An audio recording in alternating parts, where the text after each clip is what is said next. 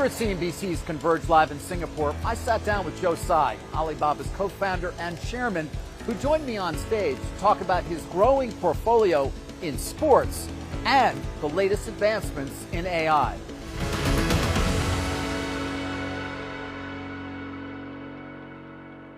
Great to be with you, Joe. Thank you so much for being here. Thanks, David. In front of the waterfall. We're here to converge. And I wanted to start off sort of on that theme, kind of bring a lot of things together. I'd love to start off actually on sports, and certainly Alibaba, China, US, if we can a bit. But you own a lot of sports teams in our neck of the woods in New York, where you spent some time as well. Of course, the Brooklyn Nets, the New York Liberty, champions of the WNBA, a couple of lacrosse teams, I believe, as well. When you think about these investments, I'm curious, many who invest in sports certainly are aware of the asset values rising over time, seemingly inevitably in many of these areas. Is that the play, ultimately to create value over time through the asset value and a potential sale at some point? Or do you really look for a return season after season? Every season you're trying to win the championship.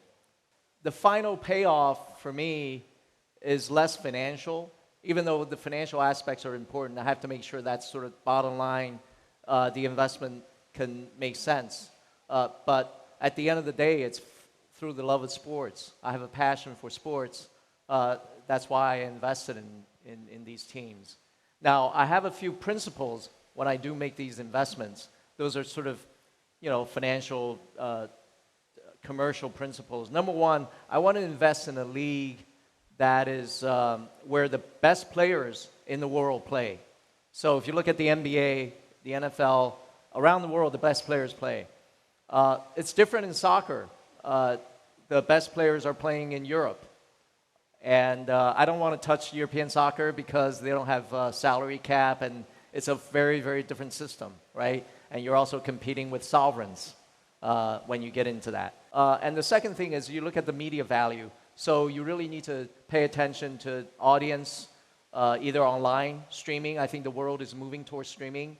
But still, linear TV is still quite important. So the NBA just, completed a massive deal, 11-year deal with a number of broadcasters, Including my own, of course, NBC. Of course. Welcome back to the NBA. We paid quite a price for that as well, Joe. I think. It's worth it. Is it going to be worth it? Because, ratings actually have not been as strong, and I think there is some concern. Are you concerned at all about it? I'm not concerned about it. I think I just saw some stats. The latest Lakers-Celtics game, something like 4.5 million viewers for a regular season game. That's really extraordinary. You were talking about, though, how you evaluate in terms of some of your rules. So media rights, obviously, is important. Yeah. I didn't want to interrupt you. What else? Well, I think the Americans have done it right in their sports leagues where if you look at both the NFL and the NBA, there's a salary cap. And the cap is really less about depressing the cost of players. It's more about coming to a balance of a fair balance between the owners and the players. So, for example, in the NBA, the players share 50%, 50% of the revenue of the entire league. Now, that's on the top, revenue share, as opposed to profit share.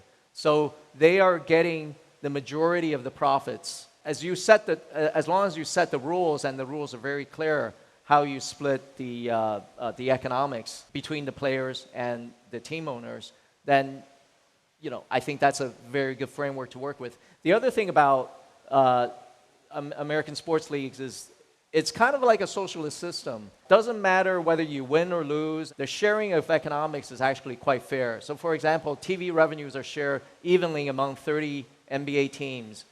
Equally. You still see opportunity, though, in terms of buying sports franchises now? I mean, you bought the Brooklyn Nets in, 2016, 17, somewhere in there? 17. And obviously it's done quite well, I would assume, in terms of the overall asset value. But is the same opportunity there, or where are you, if you were to look? I mean, is it lacrosse? Is it emerging sports? How do you view it at this point? I would continue to look at these first-tier sports. They seem to be very expensive. I think the latest NFL team just traded for something like $7 to $8 billion of enterprise value. The NBA team, average NBA team is like $4+ billion enterprise value now. They all look expensive, but then again, as long as you can grow the fan base, these are global audiences, right? And so there's a lot of upside to go. When I invested first in 2017, everybody thought I overpaid for it, but 7, 8 years later, you didn't. That I didn't overpay. There's a very important reason for this. They call these teams franchises, and it's because it's not like anybody can just start a team. Someone has to grant you the franchise to have a team. So supply is by definition limited. The league controls how many teams are in the league. Any kind of expansion discussions will have to go through the league, and all the owners have to vote on it. And it's a very economic decision. They have to look at the potential dilution of additional teams coming in, sharing all the revenues like TV revenues and whatnot, versus does an additional team help increase the fan base, increase viewership, and all the rest of the economics that follow. You've mentioned, I think, in other interviews and the like, that you want control. You obviously have control of the nets, you have control of the Liberty and on from there, and the arena. But you spent, what, $200 million to buy a very small stake in the Miami Dolphins. Yeah. Which gives you no control whatsoever. Why do that? My philosophy approaching the Dolphins is very different from basketball. In the case of NFL, first, I'm a football fan. I love the NFL. I play high school football. And I saw the opportunity, and I told the team in my family office, look at this thing as a pure financial investment. I told Steve, I'm not even going to call myself an owner of the team. I'm a guest when I come to Miami. I hope to sit with you in the owner's box if you invite me to come, but I have an economic stake in 3% of the team. The whole business is not just an NFL team, but it's also Hard Rock Stadium, and they have the franchise for F1 Miami, as well as the Miami Open tennis tournament. So it's a collection of great assets under one roof that I invested in. You mentioned the venue in Miami. You obviously control the Barclays Center in New York City as well, or own it. Yeah. How is that evolving the fan experience? And how important is it as an owner of the franchises that play in the arena to actually have control of the arena so that you can evolve that experience? I mean, is it early days sort of as what you can offer fans? Well, it's like in any business. If you're McDonald's, it's a franchise, it's IP, but it's better if you own the real estate. Otherwise, every few years, the landlord has to negotiate rent with you, or you have to negotiate rent with the landlord, you have to beg. In the case of sports, the team is the IP business, and the real estate is a venue-based kind of business. So in our Barclays Center, we not only host basketball games, but most nights we have concerts. We're generating revenue from renting out the space to artists, and that's a great business. Has it proved to be a better investment than the team? Oh, no, I don't think so. I think in the case of real estate, your upside is kind of limited. You're collecting rent, but teams, the IP value will continue to rise as long as you can continue to build a fan base. I want to move on to Alibaba. You've been back as chairman since I think it was late May of 23, yeah, right? So in a letter to shareholders about a year ago, your 24 letter, you wrote that Alibaba had acquired large company characteristics and you would be going back to seeing yourself as a startup. How important is that mindset? It's the reason why we exist. We have to exist as a fast-moving startup, see ourselves as a small company, and nimble, and be humble. Large companies move very slow, and it's because the decision-making structure is too complicated. If you have to go through 19 layers of approval, it doesn't work. So we really needed to get back to nimbleness and act fast. And why is that? It's because our competitors are all startups. We're competing in the e-commerce space, the ByteDance, Douyin format, the live, short video format, all the social type of commerce. They're all startup companies. And how can you compete if your decision is very, very slow and it takes like 10 days to make a small decision against a startup that they'll make that decision in 10 minutes. How do you change that culture? And I should say, just by point of history, I mean, you and I got to know each other into the run-up of your IPO, which was, 2015? Yeah.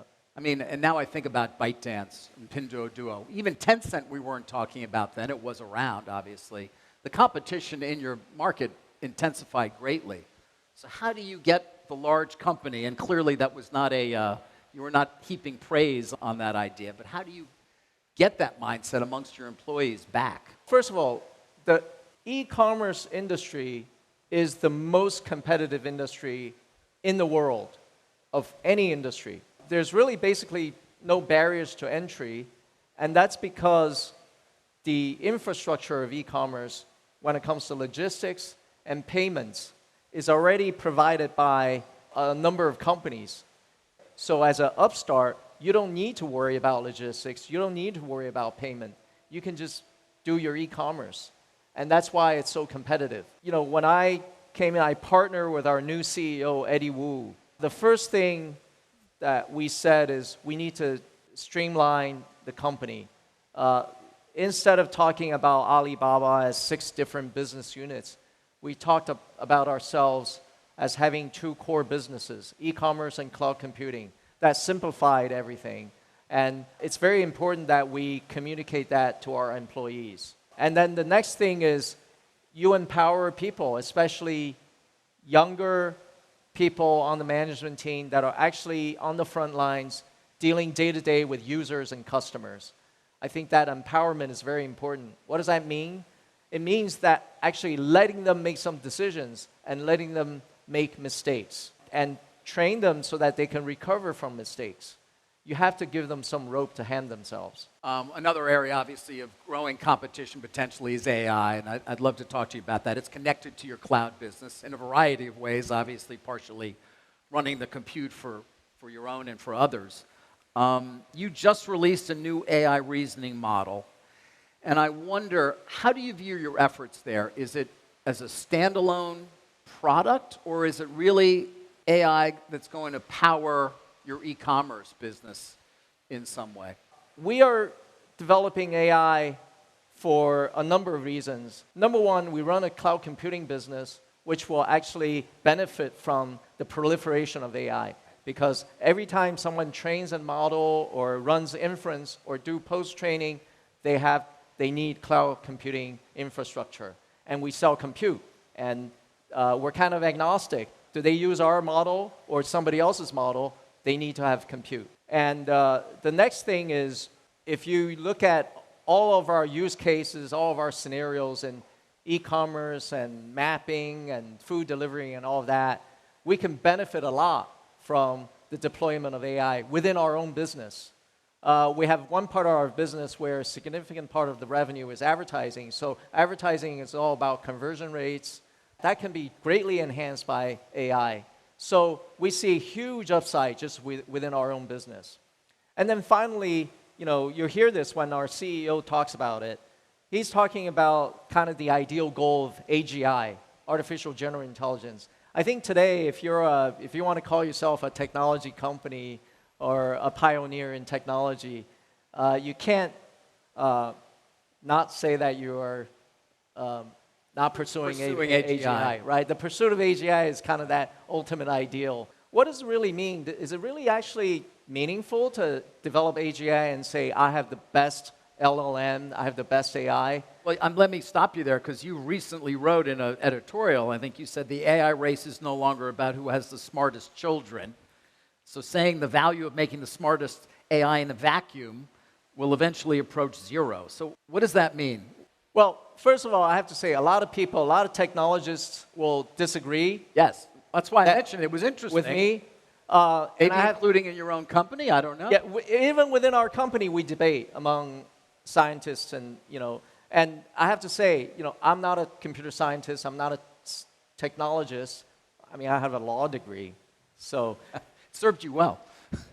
I'm not sure about that. If you think about AI as the training and the education of kids, what is the meaning, what is the value of educating your child so that they can be a Nobel Prize winner in every subject matter there is in the world.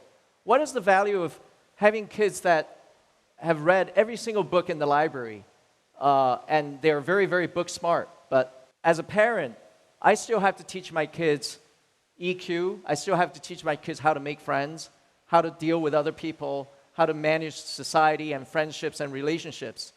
That's not pure, knowledge acquisition, right? So same thing with developing AI. To have something that behaves and acts like a human being and makes decisions like a human being, you have to develop a lot of other capabilities. And also the other thing is I found most of the people, 99% of the people that talk about AI and the pursuit of AGI are men. Well, we know that with men and women, we have different ways of approaching things, different ways of thinking about things. What does it mean to have the smartest computer or smartest AI? Right. Is it a male or female? From which perspective? So you have to think about all of these issues. And the other thing, what I wrote in my op-ed is the benefits of open source. I think the so-called DeepSeek moment is really not about whether China has better AI than the US or vice versa. It's really about the power of open source, because once you open source the model, people can take the model and deploy it on their own infrastructure. What's happened with open source is it's going to foster a lot more development on top of these models. So now you have small companies and big companies and corporates and individuals and entrepreneurs developing on top of these open source. So the AI game is not just left to the 5 richest companies in the world that can afford to invest like $50 billion a year, right? So now the proliferation of applications will be a result of open source. You mentioned philosophical debates within the company. Do you talk at all about what you see as the ultimate impact, though, of AI? We're all still in the early days here trying to figure it out, what it will mean for what the nature of work is, what will be valued, what it may mean ultimately for how many people even can have a job. Do you have any concerns? I don't have any concerns because it can actually enhance what human beings do. For example, equity research analysts can be completely replaced by AI. You can ask them to put together a report on NVIDIA or Apple, and it'll do a great job. But here's the thing. I think the quality of research can really be improved if a lot of the mundane research-related stuff can be done by the machine. And then humans can apply their judgment and make better recommendations. I don't think it'll entirely replace human beings. It'll just actually enhance the quality of work. Same thing, I'm trained as a lawyer. In fact, the work of a lawyer is very similar to coding. When you write a contract, you're actually writing code. And the whole agreement, the whole document has to fit well together. Every sentence, every definition have to fit with each other. Well, AI can do a lot of that. I would say most of it. So does that mean in the future lawyers will be replaced by AI? Not necessarily, because what do you go to the most sophisticated lawyers for? You ask for counsel. Counsel is not something that is technical or black and white. It is judgment. It is about understanding the circumstances. And I still think that these jobs can just be enhanced by AI rather than being replaced. That's a hopeful view. In the brief time we have left, I did want to hit China if I can. First of all, the Chinese consumer. We're not worried about the consumer in the United States. I'm sure people have heard and seen the stock market. But in China, there's been concern about the consumer for a long time. Not consuming enough, property problems, saving for, the savings rate has always been incredibly high. What is your sense of the state of the consumer right now in China? Let me explain why the consumer is so important for China right now at this moment. As you know, China actually achieved 5% GDP growth last year. But what was driving that growth? That was from exports. Coming into this year, because of tariffs and geopolitics, the export sector is not going to be as strong. So what's left is the domestic consumption need a boost. Although today we haven't seen sort of massive excitement in terms of consumption, but look at the Chinese consumer. they're very, very healthy. Household balance sheet is very, very strong. You're looking at over $20 trillion of bank deposits by households. So they're standing on the sidelines, Right. waiting to spend. What's going to get them to spend, though? Confidence and sentiment. And that's why I want to mention this a few weeks ago, President Xi Jinping had a meeting with entrepreneurs. And people underestimate the importance of that meeting. What that meeting did to the entire entrepreneur sector, or people that are the private business sector, is it gave private business people confidence to make investments in their business. I mean, we just came out and announced that over the next 3 years, we want to invest over $50 billion in compute infrastructure and AI, right? So it gave us the confidence that, to put our earnings back into CapEx and investments and also hire people, right? Coupled with this excitement about AI, people in China saying, hey, we've got DeepSeek, we got Alibaba, we got Tencent, we got ByteDance, we got a lot of these companies that are all doing AI. We're not that bad, and there's going to be a lot of great applications of AI. So the combination of private business confidence and the excitement about technology development will eventually translate into consumer confidence. Believe that. Why? It's because companies are making investments, companies are making hiring decisions, are actually hiring people again, companies are growing again, and ultimately that will trickle through consumer confidence. We struggle sometimes in the U.S. to understand the significance of different moments in China, and so you're telling me that was important when Xi and Jack Ma, your founder, obviously was at that meeting. He hadn't been seen in public, at least in that kind of a forum, in a while. So that was an important moment in your mind. I wouldn't underestimate the importance of that event. And sending a message to the business community as well and to private enterprise? The message was very, very clear. The government is looking to the private enterprises to come back and boost the economy. Finally, speaking of the economy, you sell on your platform a lot of U.S.-made goods to Chinese consumers. Right now, tariffs are 20% being imposed on China. It's unclear what retaliation will take place. How concerned are you about a trade war, about what that will mean for your ability to service your Chinese consumers with U.S.-made goods? Well, obviously, everybody is concerned about tariffs because if you're involved in the business of global trade, in our case, we actually are involved in two-way trade. Chinese selling to the U.S. and also Americans selling to China. On the Alibaba platform, annually, we sell $50 billion worth of American products to Chinese consumers and $30 billion worth of European products to Chinese consumers, right? So there's a lot of import and consumption going on in China of foreign branded products. And so, of course, we worry about potential tariffs. I'm pretty half glass full kind of attitude towards that. Eventually, the tariffs being a negotiating tool, maybe, but at some point, things will sort of get better. I still think, though, certain protected industries will still be subject to tariffs. All this Chinese EV sectors exporting to the rest of the world, I'd expect that some tariffs are going to be put on them, which already people are. Not going to get a $20,000 EV from China in the United States anytime soon, am I? They'll increase the cost of people buying that. So, yeah. Joe, we're out of time. Certainly appreciate all the time you gave us, and thank you so much. Thank you. Thank you, David. Appreciate it. Thank you. For more coverage from our Converge live event, scan the QR code on your screen now.